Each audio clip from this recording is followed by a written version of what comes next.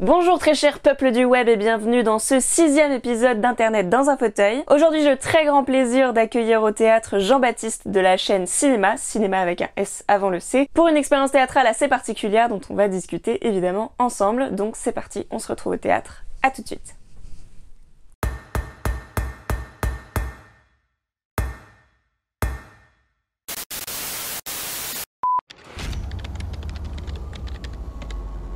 Eh bien, c'est vrai qu'on peut se poser la question. Donc comme je vous le disais, on est en compagnie de ce bon vieux JB de la chaîne Cinéma. Oui, c'est moi. Bonjour JB. Bonjour. Ah, ça a changé de lumière. Bon, comme on est dans la salle du théâtre du Belleville, voilà, ça va changer un peu comme ça pendant tout... Bah, très bien. Ça clignote. pendant toute cette intro. Donc, comme je viens de le dire, nous sommes au théâtre de Belleville. Avant de parler un peu de ce qu'on va aller voir, on va parler de toi. D'accord. Avant ça, est-ce que tu veux bien te présenter pour les gens qui ne te connaissent pas? Oui, donc moi je m'appelle Jean-Baptiste et je tiens la chaîne Cinéma avec un S avant le C. Donc je fais de la vulgarisation scientifique avec le cinéma. Quelle vitesse de vent il faut pour faire voler Mary Poppins? Est-ce que Monstres et compagnie réalise dans sa gestion des cris par rapport à l'électricité? Voilà le genre de questions que je peux aborder. Voilà. Et donc aujourd'hui, on va pas parler du tout de cinéma, mais on va parler de théâtre. Mais tu as un fort passif avec le théâtre. Est-ce que tu peux nous en dire un petit peu plus? Oui, j'ai un fort passif. J'en ai fait pas mal.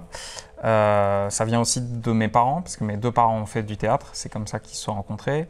Ma mère était comédienne chanteuse, je l'ai vue sur scène quand j'étais petit, donc ça m'a forcément donné envie d'en faire. Et j'en ai fait beaucoup dans les clubs théâtre au collège-lycée. Ensuite, quand je suis rentré en prépa, j'ai mis en scène un peu. Et donc je jouais et je mettais en scène. J'étais un peu le gestionnaire du club théâtre. Et même en école d'ingénieur, j'ai continué le théâtre, mais cette fois-ci côté comédie musicale.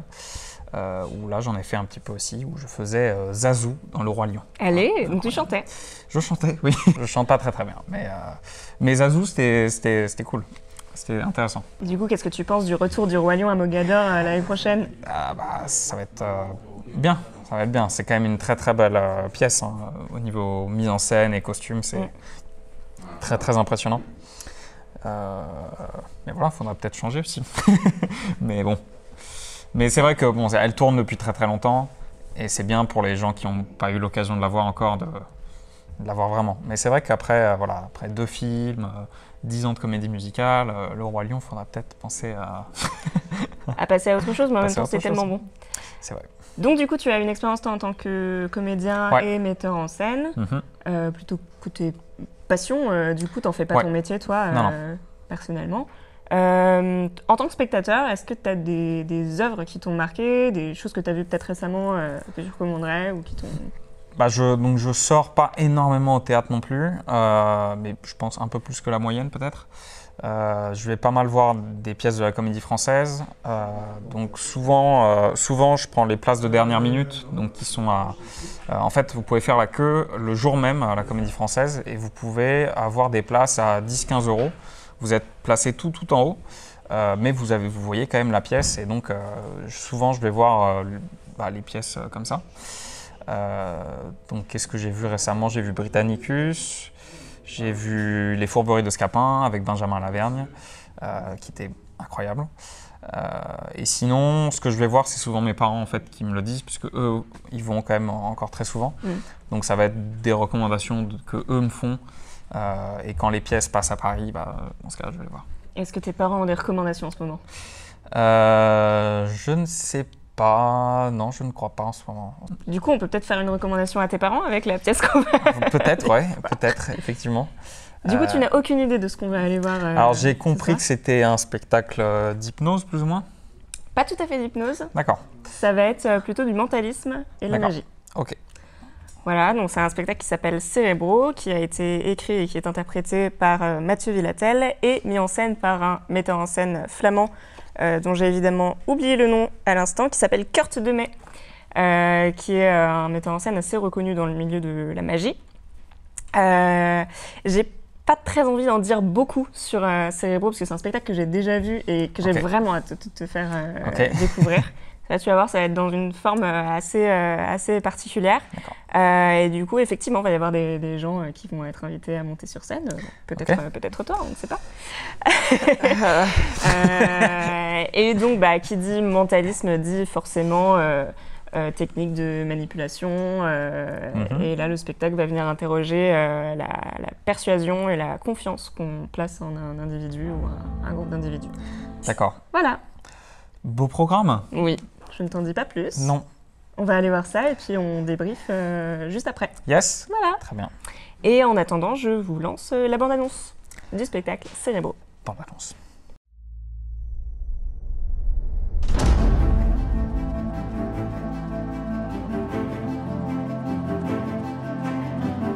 Est-ce que vous êtes prêts à vivre l'expérience Cérébro ?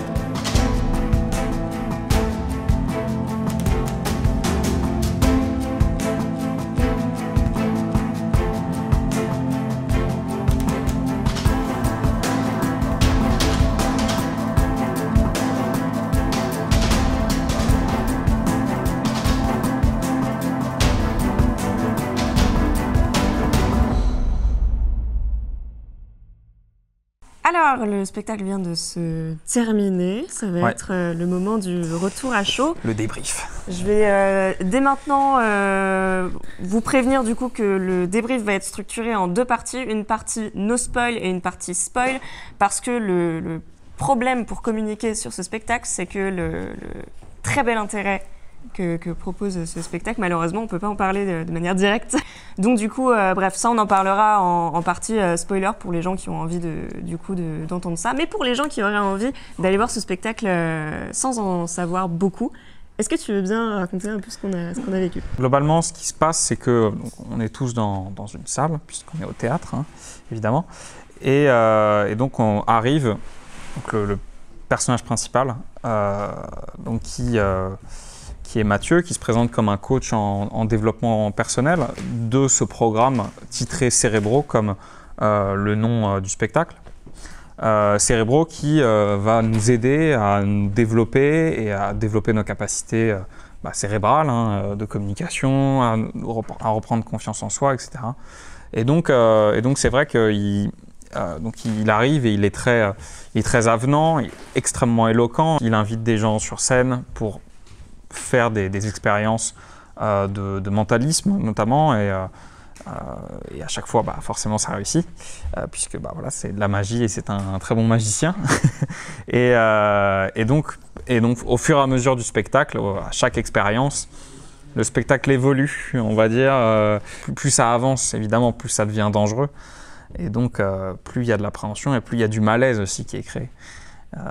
Et donc forcément, c'est très intéressant de voir ça. Et c'est aussi un spectacle où, je ne sais pas si tu l'as fait, mais moi, de temps en temps, je me retournais juste pour regarder les gens. Et c'est très, très intéressant parce que les spectacles de magie, le théâtre de magie attire pas le même public, j'ai l'impression, que le théâtre plus classique, on va dire. Donc c'est des gens qui viennent aussi pour ça, entre guillemets, et donc qui sont souvent vraiment à fond. C'est pour ça que ces spectacles marchent. Parce qu'on est sur du spectaculaire, de l'entertainment, entre guillemets, du miraculeux. C'est pas forcément des gens qui croient totalement au mentalisme ou à l'hypnose ou des choses comme ça. C'est pas ce que je dis, mais ils savent où ils mettent les pieds. Et donc c'est très intéressant de les voir réagir à tout ça. C'est souvent ils sont émotionnellement, ils sont très très marqués par ce qui se passe. Très impliqués, ouais. Et comme en plus c'était une plutôt petite salle, on entendait énormément toutes les réactions du public en direct. C'était très très intéressant. Je pense qu'on peut clore comme ça cette première partie no spoil. Donc dans la forme, un spectacle de mentalisme très bien exécuté avec un très bon magicien qui cache, qui dénonce peut-être des choses. Donc on va partir sur la partie, c'est ce que je suis en train de répéter, la même phrase nulle. Partons sur cette partie. Partons sur la partie spoil. Divulgacher ce spectacle. Oui, c'est le mot français. Divulgacher, c'est spoiler en français. Incroyable. Alors, du coup, de quoi ça parle dans la réalité? À quel moment, toi, tu as compris le réel enjeu du spectacle? Raconte-moi. Moi, je l'ai compris au bout de 10 secondes. Donc, parce que justement, il a un comportement... Alors après, c'est peut-être un peu triché parce qu'on a vu Mathieu avant le spectacle. Oui, et tu étais biaisé à ce niveau-là. Et j'étais peut-être un peu biaisé sur ça, mais donc c'est quelqu'un de tout à fait naturel. Et quand il entre sur scène, j'ai tout de suite remarqué le travail de comédien qu'il fait. C'est un spectacle c'est un spectacle sur le pouvoir et sur le contrôle, et notamment sur son pouvoir lui. Et c'est très intéressant de voir comment, petit à petit, il prend l'ascendant sur nous, alors qu'au début, il se met vraiment à notre niveau, il va inviter quelqu'un, il va se mettre plutôt même en défaut par rapport à elle, et puis petit à petit, il inverse le rapport de force jusqu'à un moment du spectacle où il arrête de parler complètement. Et il communique que par des gestes et vraiment des petits trucs comme ça, quoi. Et les gens lui obéissent en fait sur scène. Et ça, c'est très très intéressant parce il devient de plus en plus autoritaire, de plus en plus désagréable, de plus en plus violent par ses mots, par sa gestuelle, par son ton, son énervement. Il s'énerve vraiment dans le spectacle. Et alors les gens rient, ça peut être des rires un peu nerveux. Je pense qu'il y avait des rires aussi sincères parce que des gens comprenaient ce qui se passait. Mais c'est très intéressant de voir l'évolution de son comportement. Parce que le vrai thème, c'est toute la logique de la secte sectaire. Notamment, il passe pendant le spectacle des images d'un reportage, je pense, ça. Ouais, c'est ça. Je crois que c'est un documentaire qu'il y avait sur Netflix sur la scientologie, le seul documentaire. J'ai vu des images de France 2 aussi, donc il doit mixer des trucs. Mais ouais, donc c'est la logique sectaire et notamment la scientologie. Qui a et en fait, il reprend mot pour mot le discours de la scientologie à des moments sur développer les capacités cérébrales, personnelles, vous aider à vous délivrer et gagner plus d'argent. Donc à la fin du spectacle, donc Mathieu sort du personnage et il y a une séance d'échange avec le public qui est vraiment hyper cool. Il racontait comme quoi il y avait des gens qui pensaient vraiment que c'était un vrai programme et ils l'ont contacté pour lui dire... du coup, comment ça se passe pour les 6 000 €. Donc c'est quand même très inquiétant. Mais oui, mais c'est vrai qu'il y a je pense qu'il y en avait certains dans le public qui n'ont pas compris que c'était de la magie.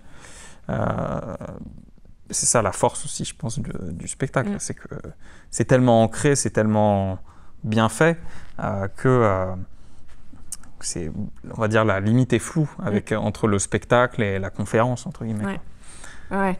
C'était vraiment une parfaite démonstration de toutes les mécaniques, toute la logique, tous les outils utilisés, effectivement, comme tu l'as dit, par les sectes pour enrôler les gens, en fait, pour les embobiner. Les embobiner. Les embobiner. Ah, c'est sûr. Non, mais je pense que toi, tu l'as vu, c'était la deuxième fois, toi ? Ouais, c'est la deuxième fois que je le voyais, et du coup, c'était génial, en fait, de voir, du coup, toutes les ficelles et de connaître l'enjeu dès le départ et d'observer les gens. Du coup, je t'ai pas mal regardé. Et moi, je comprenais pas à quel moment t'avais compris, justement. Je me suis dit, est-ce qu'il a capté dès le démarrage ? Au moment où je t'ai proposé d'aller voir ce spectacle, je me suis demandé, OK, comment est-ce que je peux maximiser l'expérience ? En fait, ce que je t'ai dit tout à l'heure, j'ai failli... te faire croire que j'avais jamais vu le spectacle, te dire c'est un super mentaliste ou inventer un truc effectivement sur Cérébro, apparemment un super programme de développement, enfin vraiment aller dans le sens de ce qu'invente, de ce qu'imagine Mathieu pour te faire vivre une expérience maximale. Et comme moi, j'ai pu la vivre, du coup, au moment où j'ai découvert le spectacle, c'est ce que je te disais tout à l'heure, j'ai compris au bout d'un quart d'heure, 20 minutes, le procédé. Mais pendant ce quart d'heure, 20 minutes, j'avais envie de partir de la salle en hurlant au scandale. Vraiment. Ouais, je comprends. C'était... Non, c'est surtout troublant au début, je pense. Le début, justement, c'est là où... Oui, enfin, moi, je l'ai vu tout de suite parce que j'ai compris parce que aussi j'ai replacé ça dans son contexte et du coup j'étais un peu aidé par ça. Mais c'est vrai que si tu le sais pas, en plus, donc comme tu me disais, la salle où tu étais avait eu une mauvaise programmation avant, donc tu pensais peut-être que ça allait. Je pensais que ça allait peut-être un mauvais spectacle de magie, en genre fait. Un premier mauvais... degré, un truc vraiment mauvais, et non. Non, et pas du tout. Non. Donc, complètement hallucinée de ce truc. Je me suis d'ailleurs empressée d'aller voir Mathieu à la fin du spectacle pour lui dire que je voulais parler de son spectacle sur la chaîne, parce que je pense que c'est une thématique importante et des spectacles dont la forme et le fond valent vraiment le coup d'être vus. Ouais, sont autant liés, autant intriqués l'une dans l'autre, c'est très rare, hein, vraiment. Et j'ai pas beaucoup vu de spectacles de magie ou de mentalisme, mais c'est le meilleur de ce que j'ai vu. Très très cool, merci d'être venu du coup. Merci de m'avoir invité, c'était vraiment, vraiment très intéressant. Avec plaisir. Et puis retrouvons-nous peut-être une prochaine fois pour voir autre chose. Au théâtre. Au théâtre. Voilà. Et à bientôt, du coup. Merci beaucoup d'avoir regardé cet épisode jusqu'au bout. Si on vous a donné envie d'aller voir Cérébro, sachez que ça joue au théâtre de Belleville uniquement les mardis et mercredis de novembre, donc il reste plus beaucoup de dates, il faut se dépêcher. Sinon, j'imagine que ça tournera en France et dans les pays francophones, et ça, je vous tiendrai informé sur les réseaux sociaux. Donc, n'hésitez pas à vous abonner à mon Facebook, Twitter, Instagram. N'hésitez pas à vous abonner également à cette chaîne si mon travail vous plaît. Et puis partagez cette vidéo si le cœur vous en dit, ça me ferait très plaisir. Commentez, tout ça, posez des petits pouces bleus, ça fait plaisir. Voilà, sur ce, à la prochaine. Ciao!